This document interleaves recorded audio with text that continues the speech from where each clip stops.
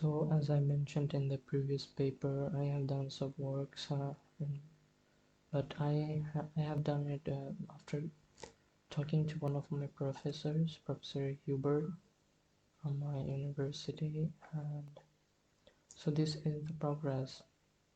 As I said, I used the Feynman diagram to find out the collision between electron and proton that creates a neutron and a neutrino, and I tried to calculate the mass of the neutron from there, and also tried to calculate the magnetic moment. So what I basically did, first of all, I tried to find out what y is. Y turned out to be near the Planck length, not equal to, but near the Planck length, and I saw that the mass of neutron and neutrino would be like this thing. Then I developed my own way of finding out the mass of neutron. I did this only to see which constants are required to find out the mass of neutron. Like, this is the mass I got from my own development, like Boltzmann constant, Planck's constant, Coulomb's constant, and the charge of electron is required for this to calculate. And then what I basically did, I divided the whole concept with the Planck's length I got, and I left with 10 to the power 4. And I know that I can use these constants to create this thing, so I used them here to get the constant of mass, and I multiplied the constant with the y, and this is what I got.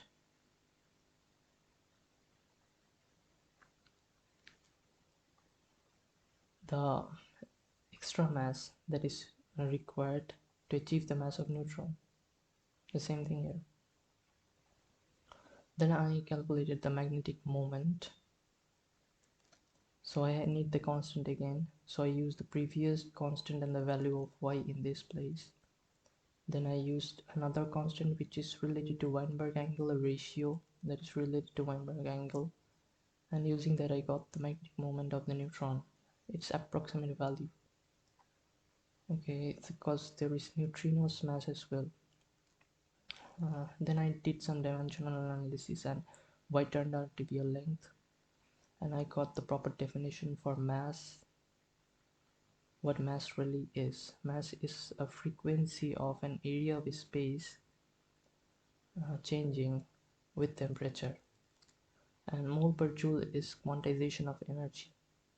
In that area, energy is being quantized, and that is what we call mass. That's what I got from the dimensional analysis. I further developed upon it. I freed up the joule and the moles, and I got the relation with time and temperature with the molar mass, the ratio. Then what I did, I tried to find out the magnetic moment, so I had to square it up to get rid of the root, and doing so I find out that the magnetic moment, how the magnetic moment is related to the ratio of mass, time, temperature. The previous magnetic moment was related to only L square and I, but this one is related to both the current and the length. Even the molar mass and time and temperature as well both take a part in the magnetic moment. Then I just put the previous value of m into the dimension of energy, and what I got, that energy is just the acceleration of that process.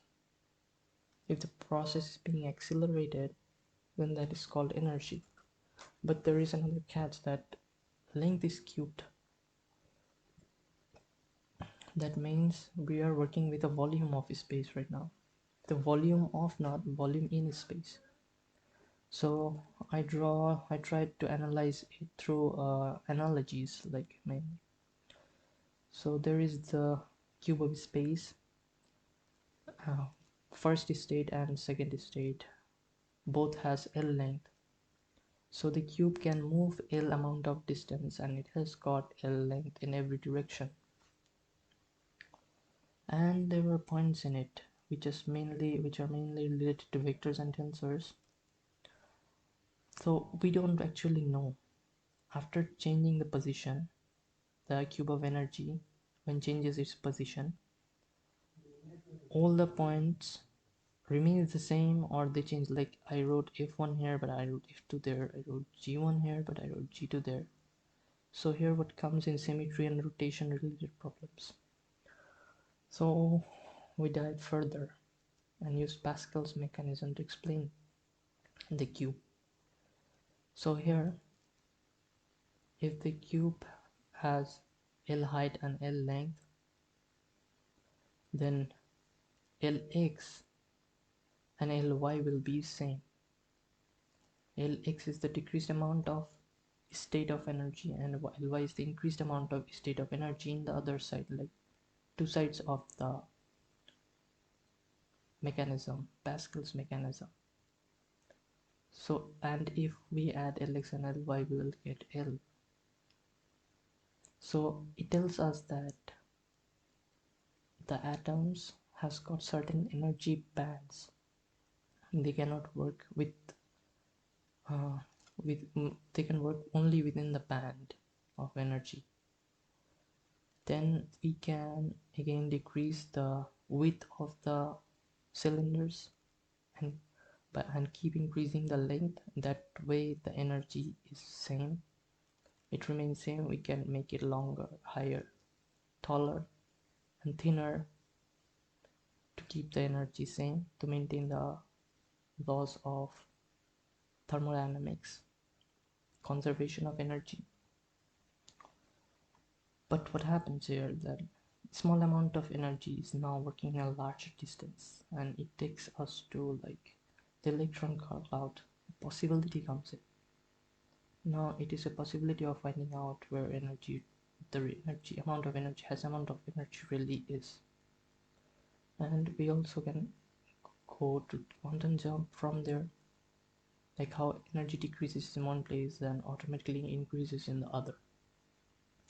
That tells us about the quantum jump and also the electron cloud.